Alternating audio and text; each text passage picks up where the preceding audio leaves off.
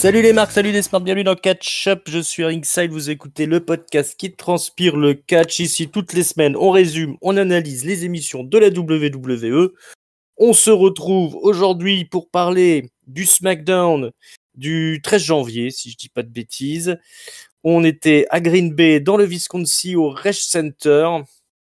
Et pour m'accompagner dans ce SmackDown qu'on peut, je pense, qualifier d'historique, l'inusable Papy. Comment ça va, Papy?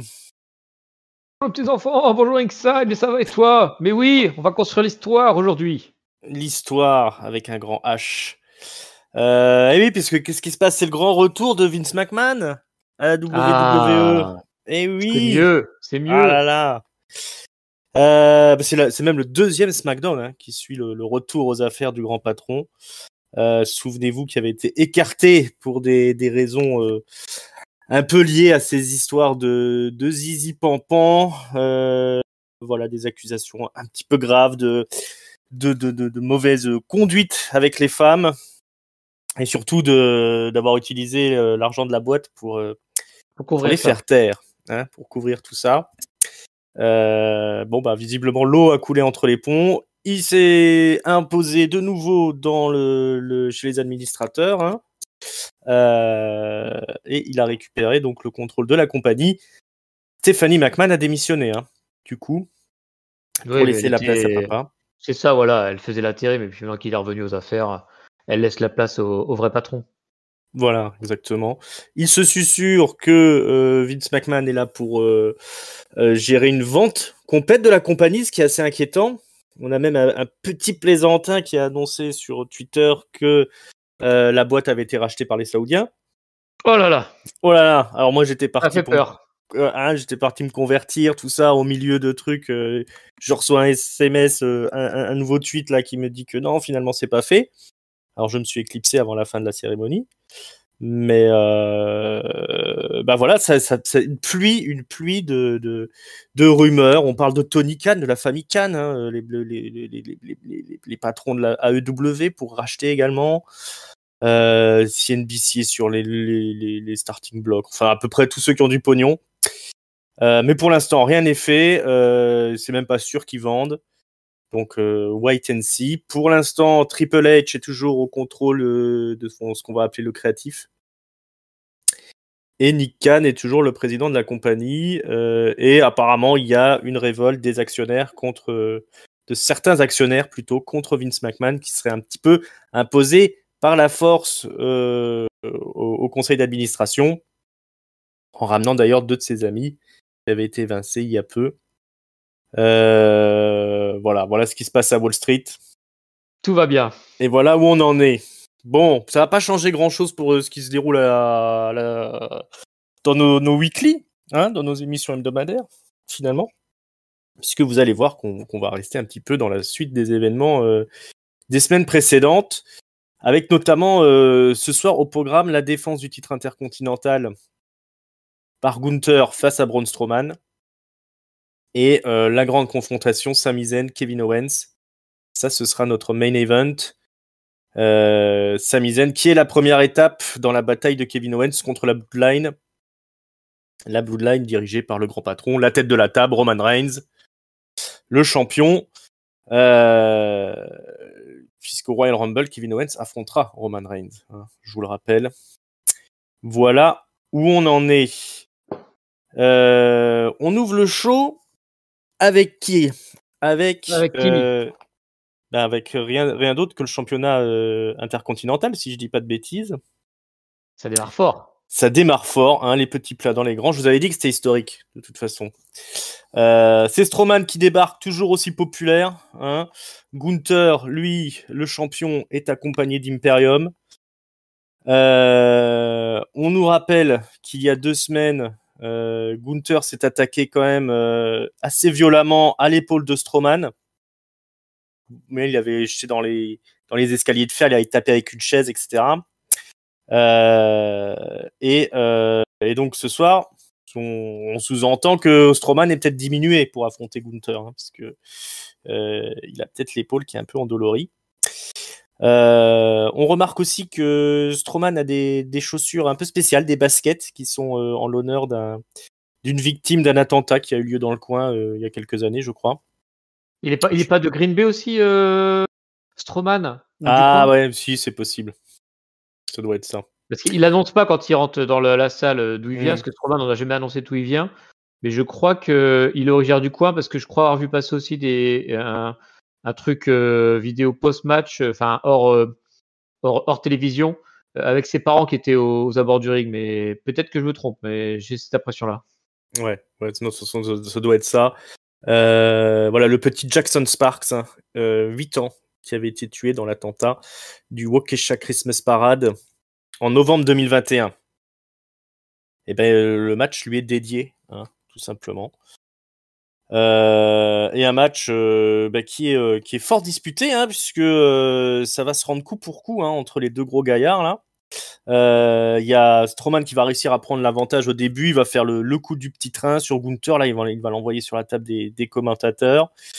Mais ensuite Gunther va contrer, il va envoyer Strowman dans l'escalier de fer et il va commencer à travailler l'épaule. Il va travailler l'épaule 2 longues minutes jusqu'à ce que Strowman réussisse à se dégager à coups de gros power move.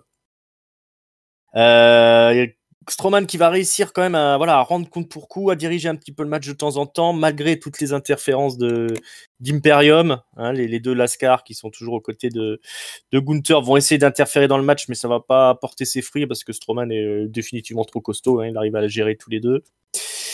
Finalement, Strowman va tenter d'écraser Gunther dans le poteau, enfin dans le coin du ring, mais il va se manger le poteau comme d'habitude. Là-dessus, Gunther va lui mettre un gros shotgun dropkick, une grosse lariat, c'est le compte de 2. Ensuite, Gunther monte sur le coin du ring, frog splash pour le compte de 2 encore une fois. Il va retenter un troisième frog splash. Gunther, mais là, Strowman se relève, il va l'attraper, on va monter sur le poteau. Les deux gros gaillards sont en haut du ring, là, sur le coin du ring, jusqu'à ce que Gunther réussisse à exploser l'épaule de Strowman sur le poteau. Là, il va se laisser tomber en emportant avec lui le bras de Strowman. Il va récupérer Strowman qui est complètement sonné, là, complètement en douleur, avec une grosse powerbomb, une grosse avalanche powerbomb depuis le coin du ring. Grosse avalanche powerbomb sur laquelle Strowman n'arrivera pas à se dégager. 1, 2, 3. Grosse surprise, Gunther réussit à vaincre le monstre Strowman et il conserve son titre intercontinental. Le méga push de Gunther n'est pas terminé. Qu'est-ce qu'on a pensé de tout ça? Je vais juste ajouter qu'un peu plus tard dans l'émission, Gunther et Imperium se déclarent pour le Royal Rumble, si je dis pas de bêtises. Oui, c'est ça. Au moins Gunther en tout cas. Au moins Gunther, ouais. Peut-être pas le reste de l'équipe, mais Gunther est sur les rangs. Voilà, donc Strowman ne fera pas tomber Gunther. Qu'est-ce qu'on a pensé de cet opener, mon papy? Ah bah, opener assez intéressant finalement parce que bon, c'était une bonne opposition. Strowman qui perd, alors je vais pas dire clean parce qu'il y a quand même l'intervention des braves gars de Imperium, mais qui quand même piné sur les épaules sur un pas un finisher, mais une grosse action de Gunther. Donc c'est comme une victoire assez décisive pour Gunther, qui est vraiment positionné comme un des grands champions de SmackDown. Et puis qui du coup après il a roulé sur tout le monde à SmackDown et puis il va se diriger tranquillement vers le Rumble maintenant. Le temps qu'on lui trouve un nouvel adversaire, mais par contre je suis vachement étonné que Strowman se fasse avoir comme ça, sans coup dans les yeux, coup dans les couilles ou pied sur la corde, j'en sais rien. Là, il a vraiment le finish en lui-même est clean. Ouais. Et donc, je suis un peu étonné pour lui parce que là, il est vraiment du coup redescendant dans la carte. On ne sait pas ce que ça donnera. Peut-être qu'il va partir en tag team avec Ricochet, vu que c'était un peu ce qui était montré les dernières semaines, notamment une petite rivalité avec Hitro. Ce serait pas impossible vu ce qu'on apprendra un peu plus tard dans le show.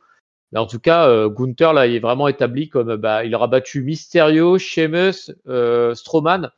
Il est peinard, il a plus grand monde à affronter maintenant. Ouais, il a un sacré tableau de chasse désormais, Gunther.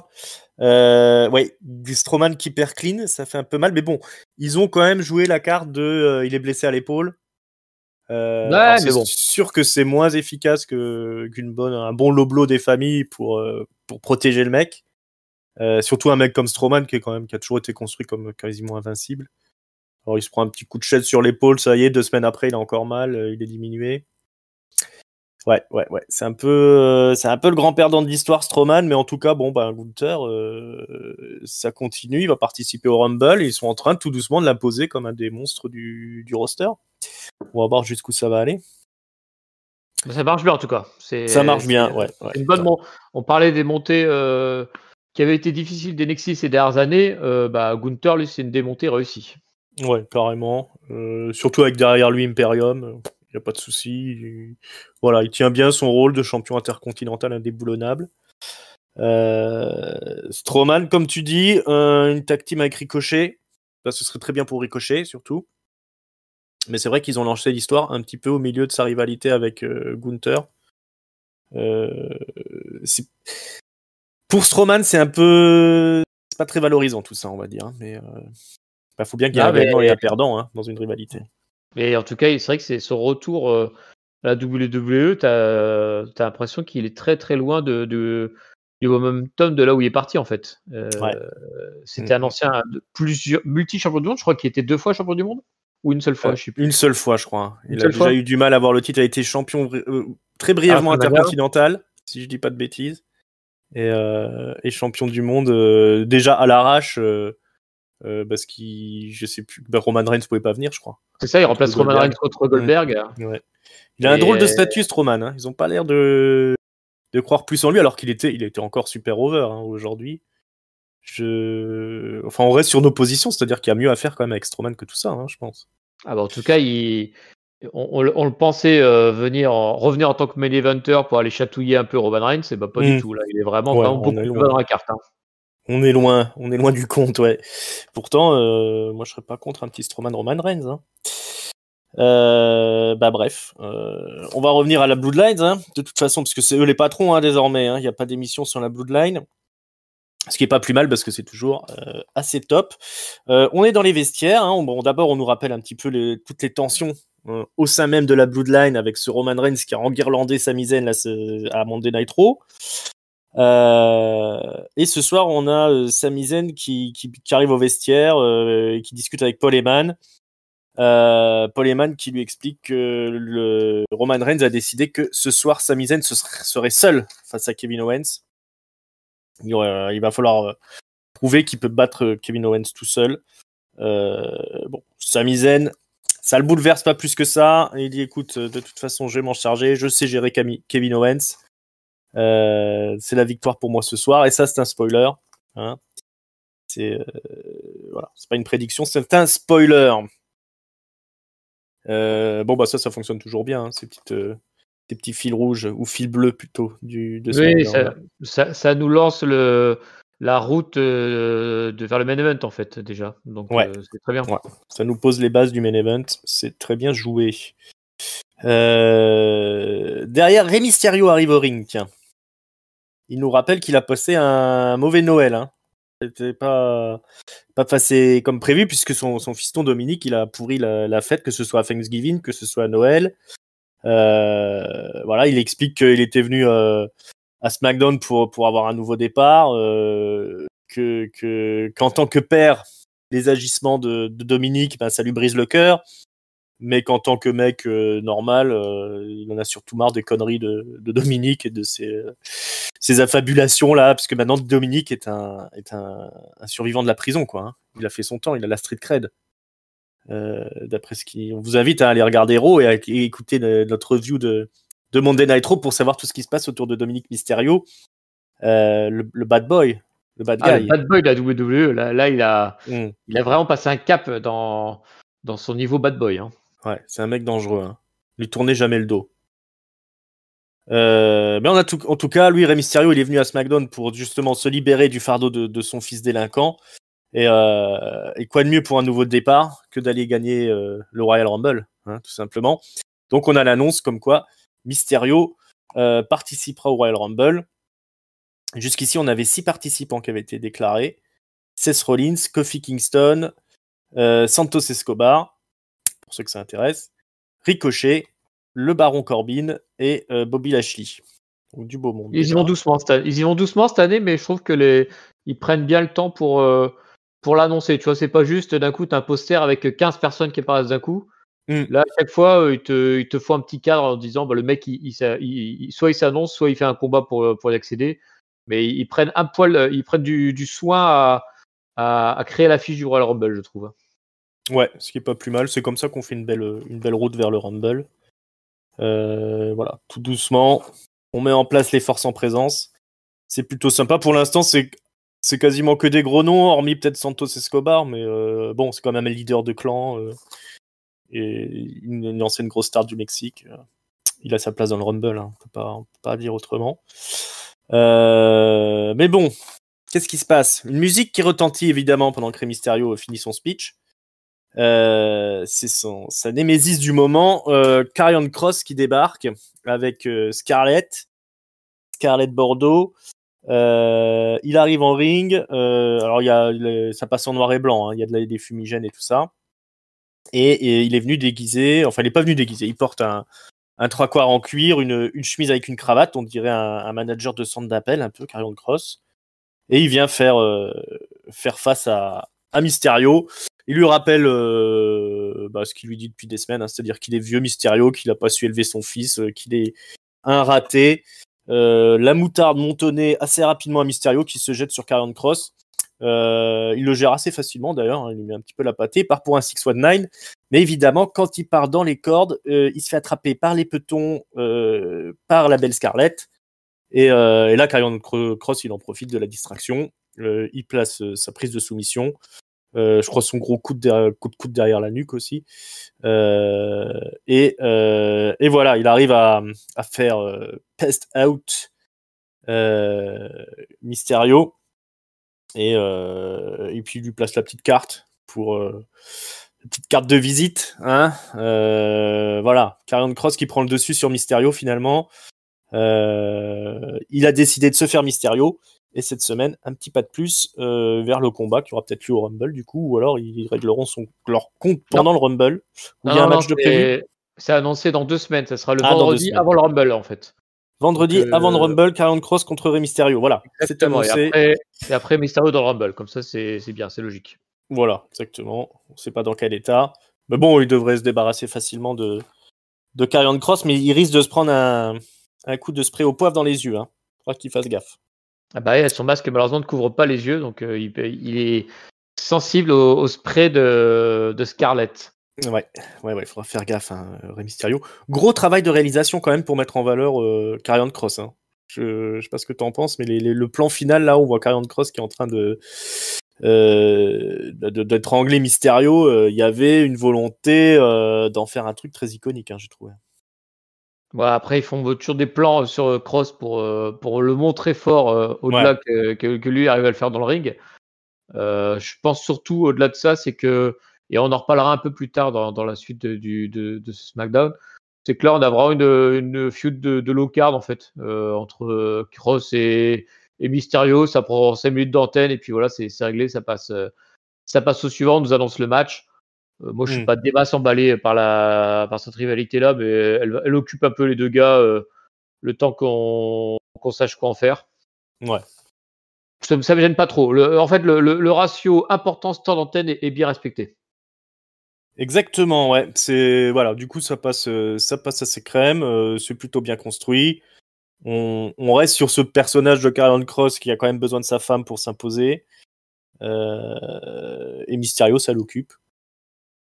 Donc on est plutôt pas mal. Et ouais. Et c'était joliment réalisé quand même. Donc voilà, Karrion Kross qui s'est mangé, on vous le rappelle, le top flop, le flop de l'année dans nos awards. Que vous pouvez aller écouter. C'est en ligne, Catch Up Awards 2022. Je vous ai spoilé, Karrion Kross, le grand loser de l'année. Mais bon, ça repart un peu mieux pour lui en 2023. On verra. Il faut qu'il fasse ses preuves dans le ring maintenant. Les gonzesses. On est dans les vestiaires. Alors je me disais, tiens, Emma, elle a ramené une copine plutôt pas mal, mais non, c'est Maxine Dupri en fait. Elle est pas reconnue sur le coup. Sans les maximum male models, je mémorise pas moi. C'est un peu la crise en ce moment dans les maximum male models, c'est pour ça qu'elle était tout seul peut-être.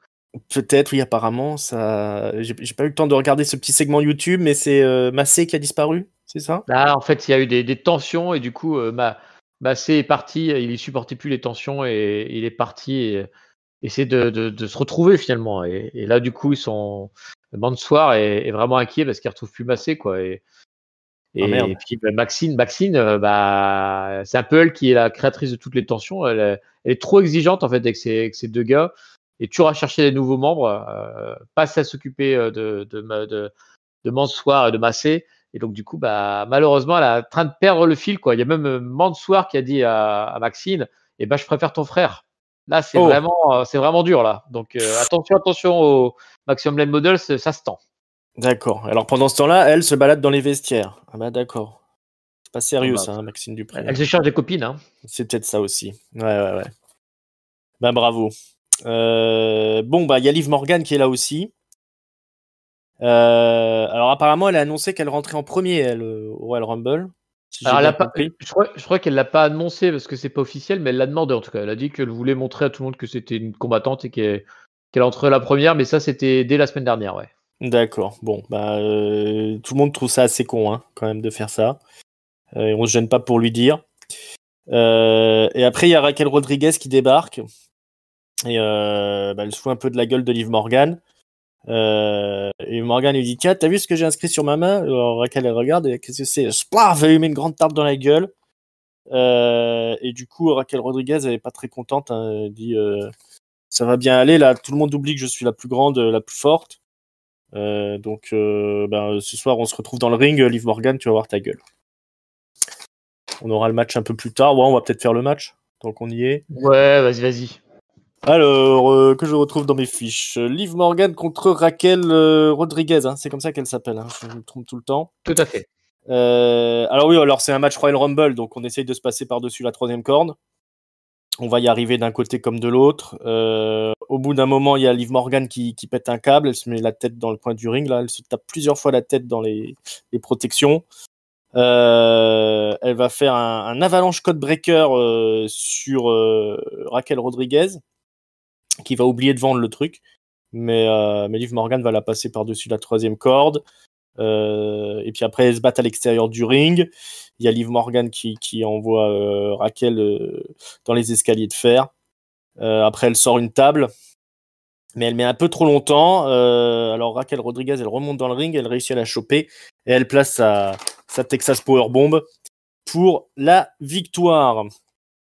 Donc victoire de Raquel Rodriguez sur Liv Morgan qui tente toujours des trucs extrêmes, hein, parce qu'elle sort des tables et tout. Et puis tout ce beau monde va se retrouver à Royal Rumble. C'est un peu pourri ces matchs où ils essayent de se passer par-dessus la troisième corde, non? Ouais, alors moi ça va pas tant déranger que ça, franchement. Après c'est un grand classique du genre. C'est ça, c'est un grand classique du genre en fait où tu vends le pay-per-view et notamment en fait là où quand tu as une géante qui affronte une plus petite et où du coup la géante au bout de 2 secondes elle fout la plus petite dehors et en mode t'as eu au Rumble ça prend 2 secondes et au final elle se fait prendre et puis elle se fait sortir. C'est pas plus mal pour Raquel et elle a bien mérité sa claque dans sa gueule là parce que moi j'en peux plus de l'avoir sourire tout le temps bêtement là. Ouais. Donc c'est plutôt bien.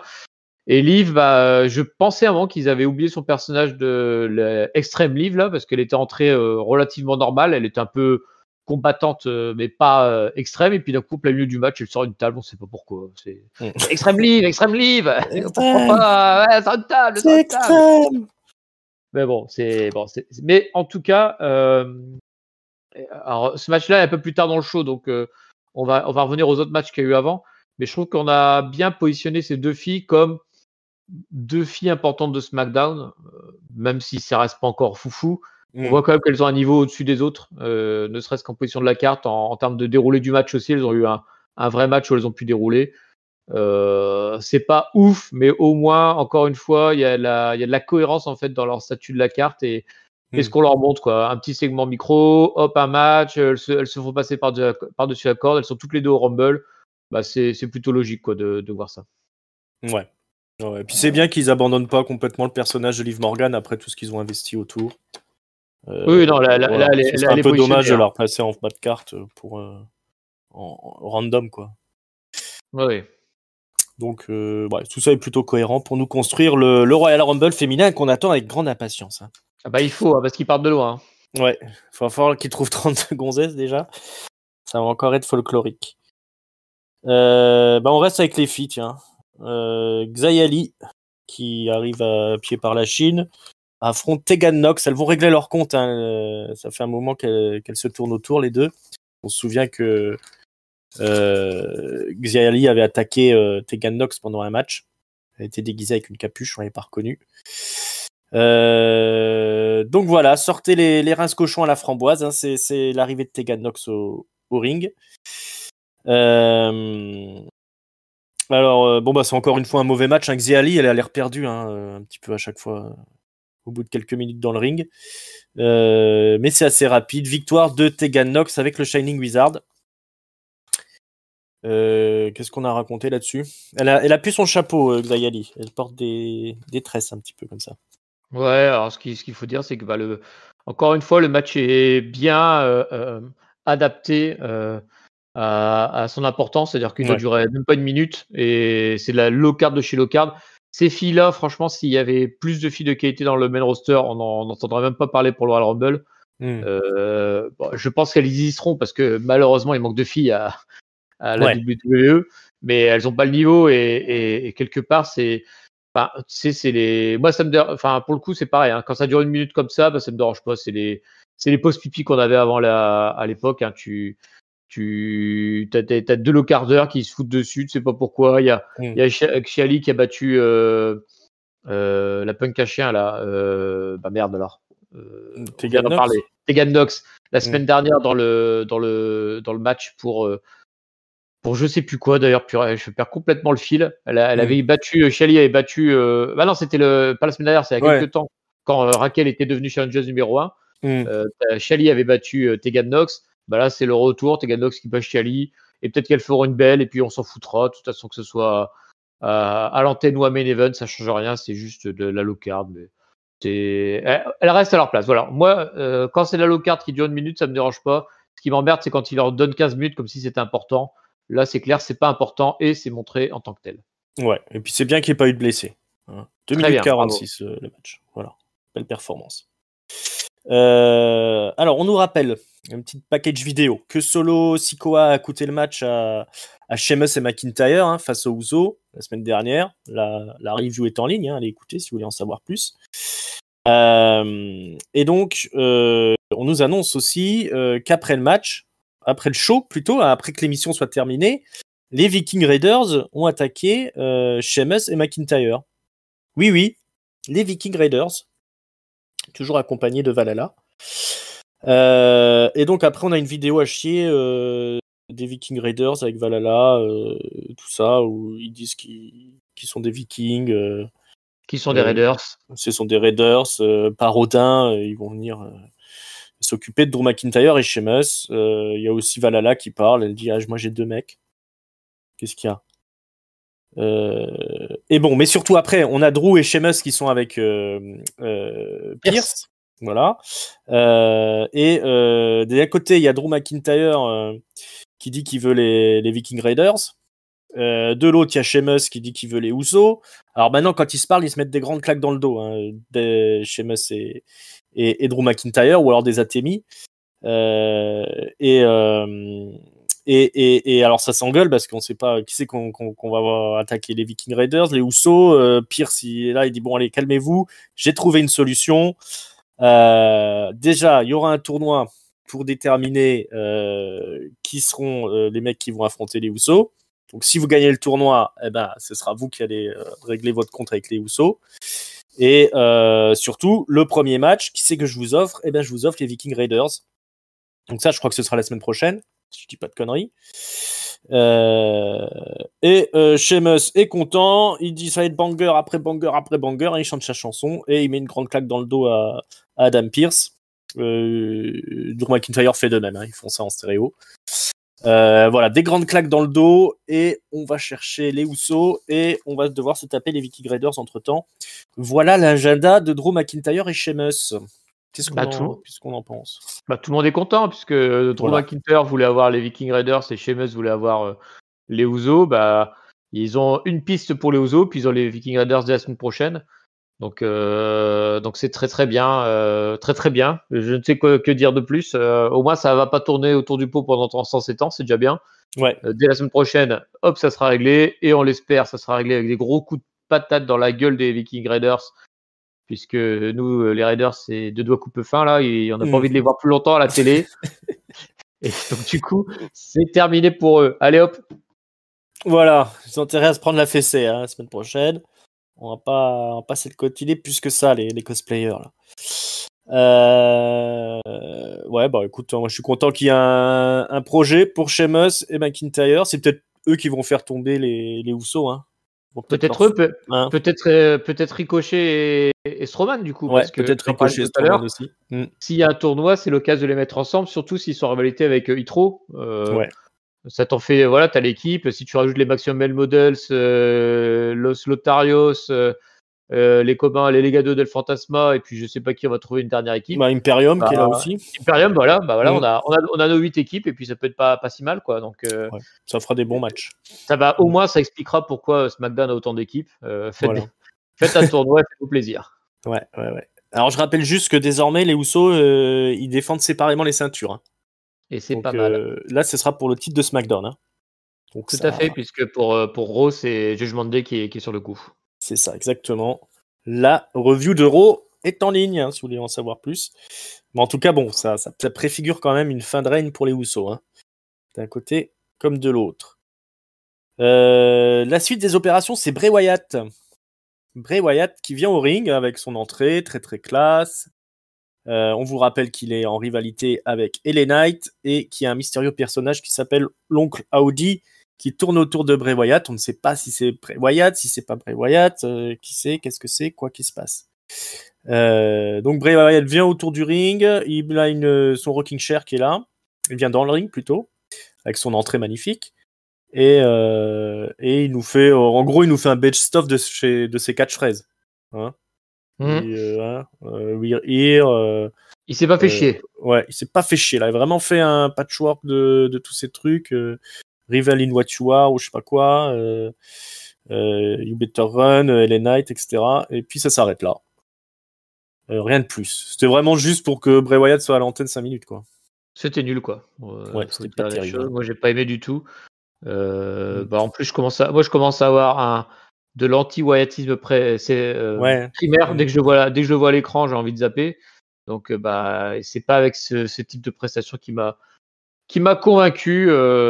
Puis Oncle Audi, on s'en fout, que ce soit lui, que ce soit Karrion Kross, que ce soit Cameron Grimes. On verra. Ah, Cameron Grimes, je suis content que tu le dises parce que ce matin, je me disais, tiens, mais si ça se trouve, c'est Cameron Grimes. Moi aussi, avec son chapeau et tout, là. Ah là là. Ouais.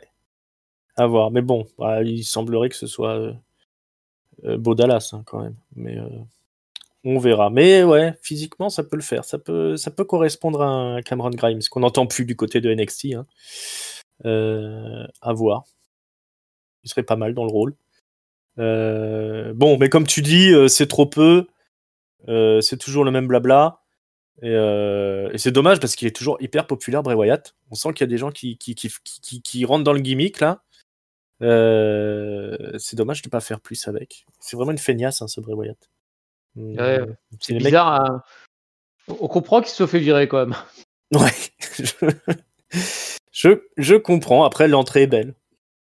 C'est déjà ça. Bon, ça va être le grand test, ça va être le Rumble. Hein. On va voir qu'est-ce que ça va avec ce match. Hein. Il rappelle aussi qu'il fera un match dans le noir. Le pitch black match contre LA Knight au Rumble. Hein. Attention, les jeux de lumière avec Bray Wyatt, ça a rarement été des bonnes idées, quoi. Ça a toujours été catastrophique. Donc je sais pas pourquoi je me berce d'illusions, en fait. Ça va être un stinker, comme on dit. Oui, mais en fait, pourquoi ça peut être bien ?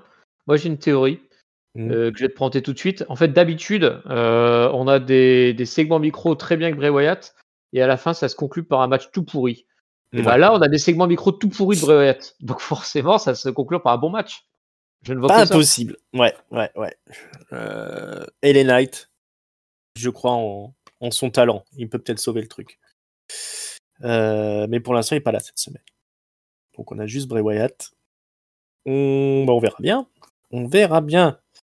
Kevin Owens, c'est en interview backstage, mais il est interrompu par Sami Zayn. Voilà, qui dit t'es content, on va se retrouver dans le ring hein, pour la énième fois, t'en as pas marre de venir gâcher ma vie, mes amitiés, tout ça. Kevin Owens, il lui réplique que c'est bon, hein, c'est pas, c'est la faute de Roman Reigns tout ça. Hein.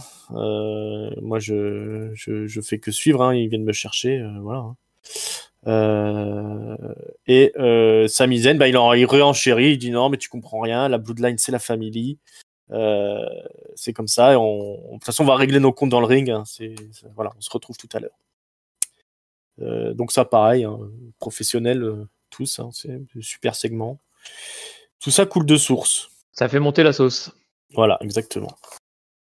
Qu'est-ce qu'on a ensuite? On a Sonya Deville qui veut un rematch, un rematch même quand on parle anglais. Elle vient voir Adam Pearce, elle dit c'est pas possible, je veux un rematch, pourquoi tu me donnes pas de rematch il va falloir que je me coltine le Rumble pour aller affronter Charlotte et tout ça, hein, parce qu'on vous rappelle que Sonya Deville a débarqué la semaine prochaine pour défier Charlotte, elle a eu le droit à un match mais elle a perdu assez rapidement, donc c'est ce que lui explique Pearce, hein. Il dit écoute, on t'a donné le match, t'as perdu, qu'est-ce que tu passes par le Rumble comme tout le monde, tu m'emmerdes pas. Sonya Deville, elle dit tu fais exprès parce que c'est moi, mais c'est pas grave, j'ai trouvé un moyen, tu vas voir. Et son moyen, c'est assez simple, elle va attaquer Charlotte Flair qui était en train de se préparer pour une compétition de bobsleigh, je pense. Elle avait un costume assez bizarre, hein. Rose fluo, très moulant là, avec des Santiago. C'est pas ce qu'elle venait faire, ouais. Ouais, je sais pas qu'est-ce qu'elle fait foutre dans les vestiaires déguisés comme ça. Mais bref, elle se fait attaquer par Sonya Deville. Enfin, elles sont en pleine bagarre quand les caméras débarquent. Alors Sonya Deville, elle se fait quand même remettre à sa place assez rapidement. Charlotte, elle est costaud. Hein. Elle la prend, elle la balance par-dessus les caisses et tout. Mais il y a la sécurité qui vient pour les séparer, tout ça. Mais en fait, Sonya Deville, elle lâche rien. Hein. À chaque fois que les gens... la sécurité écarte Charlotte. Charlotte, elle dit c'est bon, je me calme, c'est elle qui m'attaque et tout.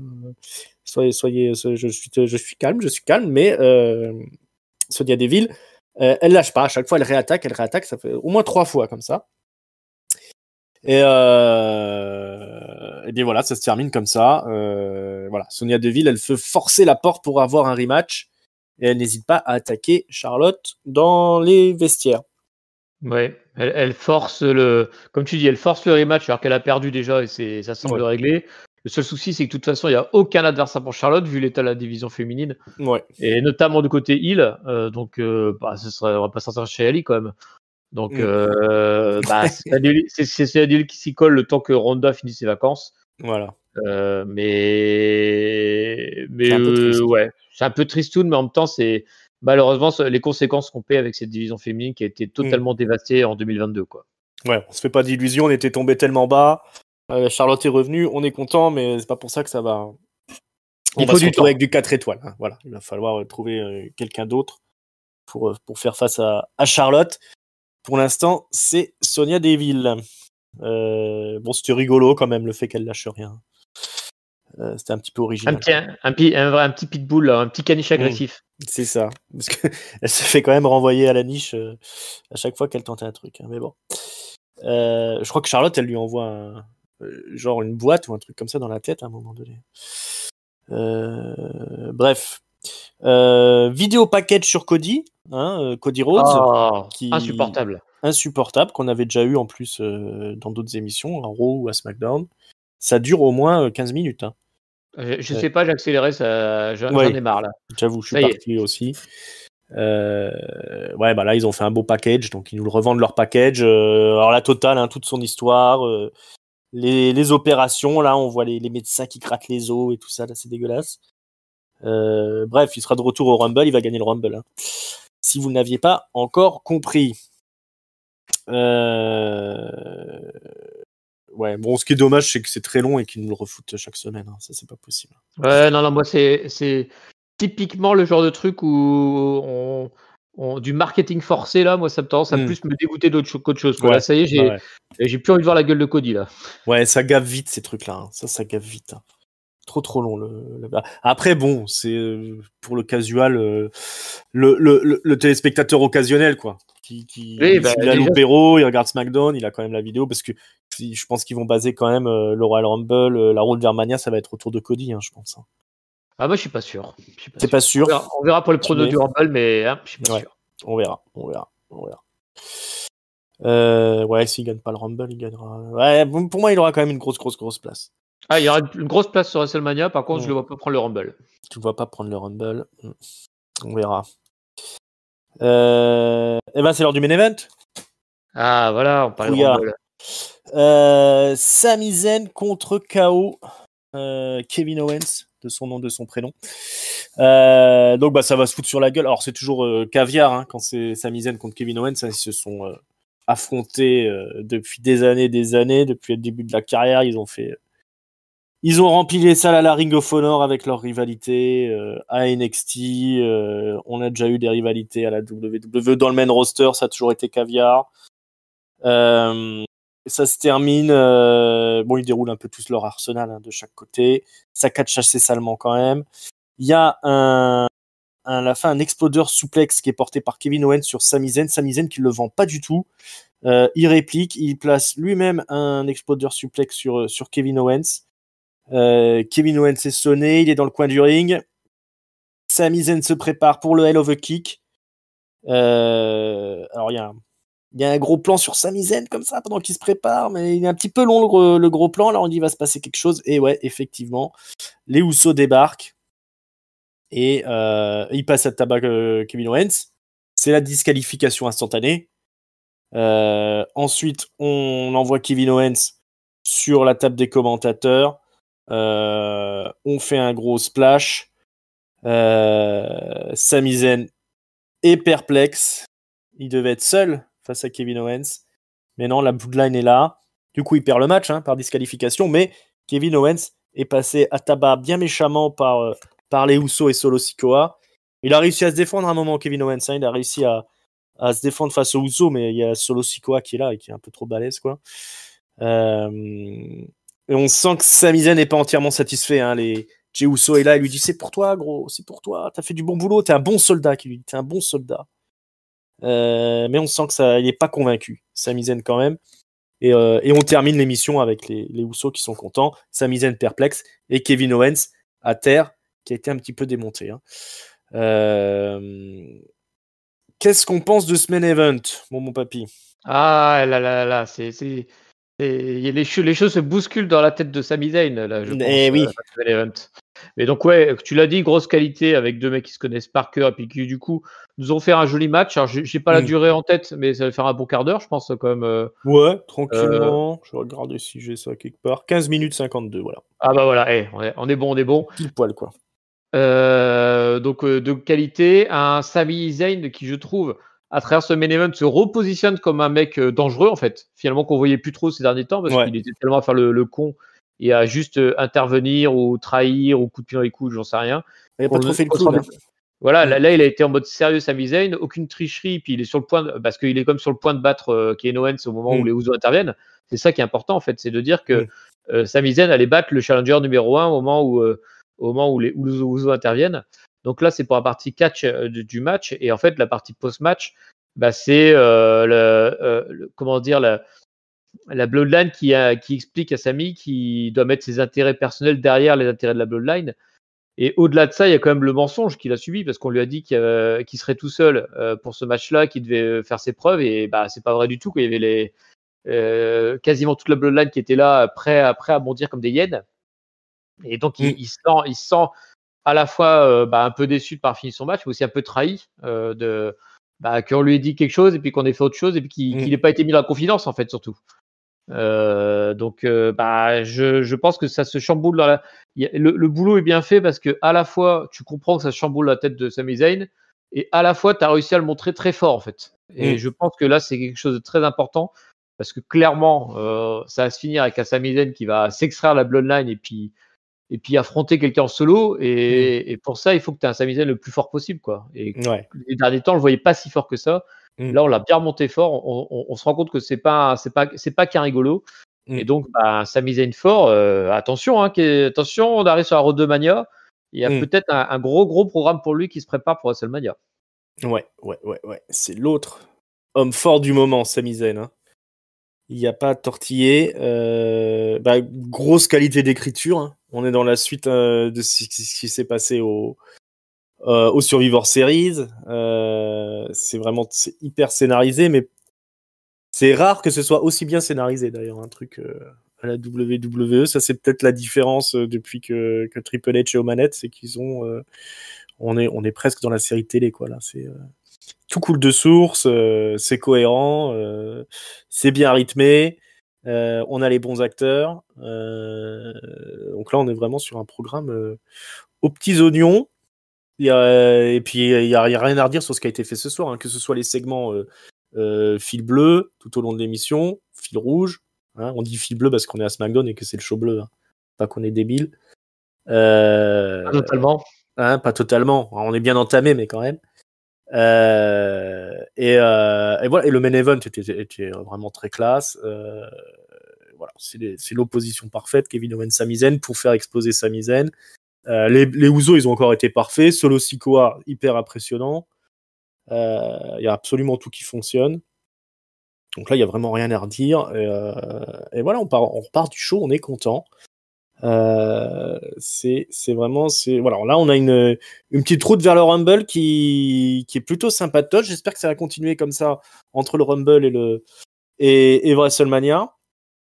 Voilà, on s'autorise un truc là vraiment scénaristiquement, c'est vraiment très très très bien fichu et c'est très bien exécuté. Moi, j'aimais dire dans le temps que la WWE, souvent, ils ont des mauvaises idées bien exécutées et des bonnes idées mal exécutées. Là, on a tout qui fonctionne, quoi. C'est un bon scénario et une bonne réalisation. On a hâte de voir la suite. Miam miam. Miam miam.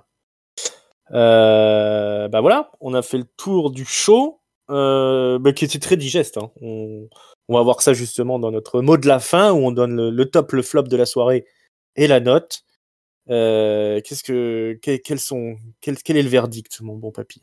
Qu'est-ce qu'on en retient de ce SmackDown? Effectivement, un bon SmackDown, je pense. Voilà, on sent l'effet du retour de Vince McMahon aux manettes. Ça y est, hein, Ouais, voilà. exactement, le On patron retrouve est de des bons retour. shows. Voilà, ça y est. Les mecs se bougent un peu le cul. Non, allez, on va pas. C'est marrant parce que en fait, je lisais des avis sur le Raw du lundi où je lisais les avis de c'était tout pourri. On voit bien que Vince McMahon est revenu. Non mais les gars, vous croyez vraiment que ça a un effet comme ça à la seconde, quoi? À la seconde. Je suis même pas sûr qu'ils soient pointés. Oui, ils ont fait une réunion avant l'émission là de SmackDown où Triple H a rassuré les gens en disant que c'est lui qui reste aux manettes, etc. Pour le futur proche. Voilà. Mais bon, mais c'est toujours drôle que les gens ils projettent leurs craintes en disant quand même, hein, là on voit vraiment l'aspect Triple H. Non mais attends, il fait exactement la même chose qu'on faisait depuis des mois, mais c'est pas grave. Mais bon, donc non, allez, on va rester sur ce show, qui que soit la personne derrière les manettes. En tout cas, c'était un bon show, très bien équilibré, j'ai trouvé. Ça fait vraiment plaisir. Avec la low card bien identifiée, la mid card bien identifiée, le main event bien identifié. Ça, c'est vraiment des choses qui sont importantes, je trouve, quand tu as une carte, que ce soit pas l'école des fans avec tout le monde au même niveau. Là, il y avait vraiment une hiérarchie qui était bien visuelle à l'écran et qui était très bien respectée, je trouve. Au niveau du flop, alors j'en ai deux challengers.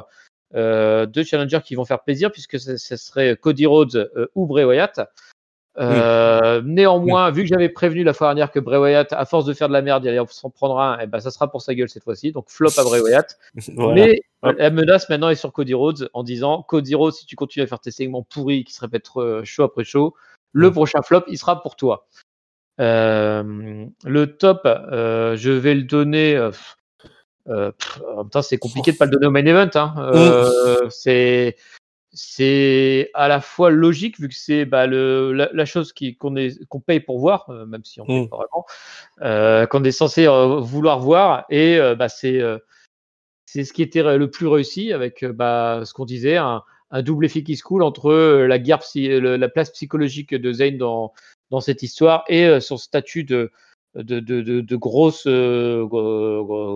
gros star finalement du roster quoi, et qui est en train de se définir. Alors c'est un petit peu au dépend de Kevin Owens qui s'est complètement fait rouler dessus par toute la Bloodline, mais ça faisait du bien de repositionner un peu Sami Zayn. Donc mon top au main event, Sami versus Kevin / Bloodline. Et ma note, c'était un bon SmackDown. Hein. J'ai trouvé, alors après un Raw, moi que j'ai plutôt aimé, mais qui avait été assez déséquilibré avec un début qui était franchement pas ouf, mais une très belle fin. Là, par contre, on a eu un équilibre qui était bien meilleur. Et donc, du coup, je vais lui donner une meilleure note qu'à Raw, où j'avais donné 3,25. Donc, je vais monter, je vais donner allez, on va être un peu foufou là, c'est la nouvelle année, à 3,75 pour ce SmackDown qui repart sur des bons rails. Exactement, je te rejoins. 3,75, je pense que c'est mérité. Là, on est dans la cohérence. Avec Charlotte, on a quand même gagné un peu plus de qualité au niveau de la division féminine. Au moins, on a pu escoltiner les segments de Ronda. Donc ça, c'est déjà pas mal. On n'a pas vu les Top Dollar et compagnie, donc on était content. Les matchs féminins, c'est resté assez bref. On a eu une belle défense du titre intercontinental, un main event savoureux. Donc je suis bien d'accord, ça mérite bien 3,75. Le top, écoute, le top et flop, ça va être comme toi. Hein. Je vais donner le top au main event et à toute la saga Bloodline Sami Zayn parce que c'est vraiment exemplaire. Et c'est l'exemple à suivre, hein, cette rivalité-là. Prenez-en de la graine. Et le flop ira effectivement à Bray Wyatt qui commence à nous saouler sérieusement. J'attends quand même au Rumble qu'il fasse quelque chose. Hein, parce que sinon. Il faut, hein, sinon c'est terminé. Hein. Sinon c'est terminé. Sinon il recevra le flop toutes les semaines. Hein, si c'est barré comme ça. Putain, on fait pas un retour comme ils ont fait là dans le pay-per-view, je sais plus comment ça s'appelait, mais Extreme Rules. Extreme Rules, voilà, tu me fais pas baver comme ça pour après me servir de la merde. De la merde, voilà, c'est de la merde. C'est de la merde. On a marre de Bray Wyatt. Hein, on va se faire démonétiser hein, pour 3 ans, mais c'est pas grave, ce sera la faute de Bray Wyatt. Salaud. Et puis bon, une belle victoire des nazis. Hein, ça ne... on n'en avait pas parlé quand même, hein, mais c'est vrai que les nazis dominants qui dominent l'Amérique, et ben voilà, c'est un peu le monde qu'on aurait espéré voir. C'est ça, ce n'est que justice. Plein les yeux pour ce SmackDown.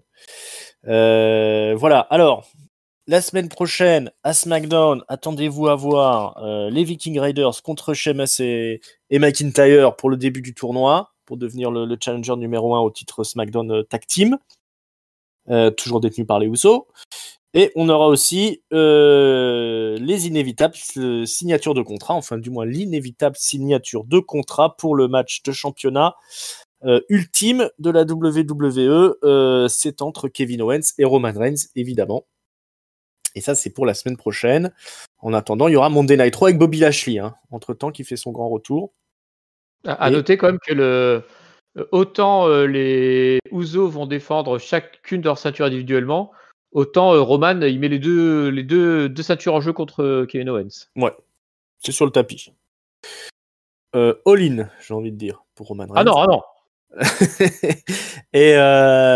Et aussi, petite nouvelle importante, les pay-per-view, enfin les PLE maintenant, comme on dit, seront de nouveau diffusés sur AB1, si je dis pas de bêtises, le lundi soir.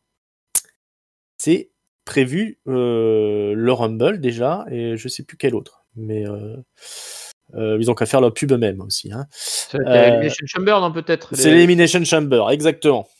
Ce sera diffusé directement sur AB1 le lundi soir. Eh ben bravo AB1 et continuez comme ça. Voilà, ça fait plaisir. Un petit retour en force à la WWE. C'est pas très malin hein, de la part de la WWE de s'enlever de la chaîne française comme ça pour enlever les pay-per-views. C'était pas leur meilleur move à l'époque.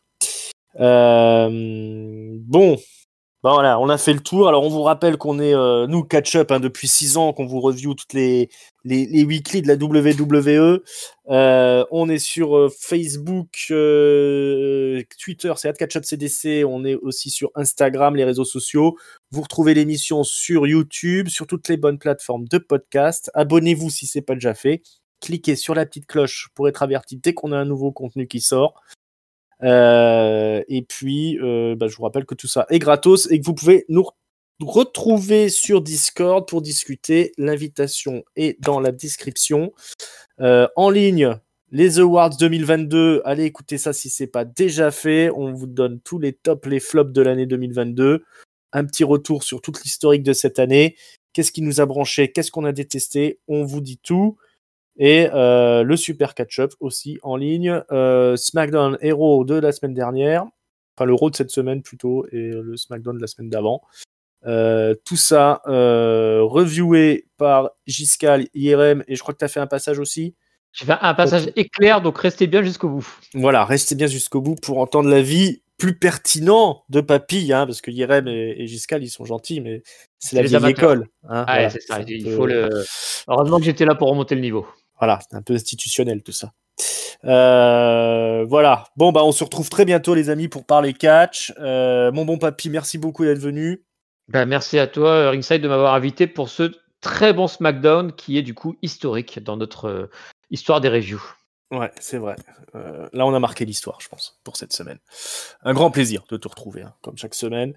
Et on se dit à très bientôt, les amis. Bonne semaine pleine de catch. Ciao, bye bye.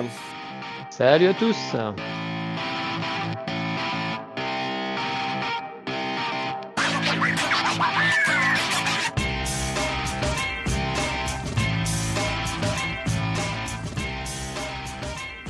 Il manque un japonais dans leur clan nazi, je trouvais.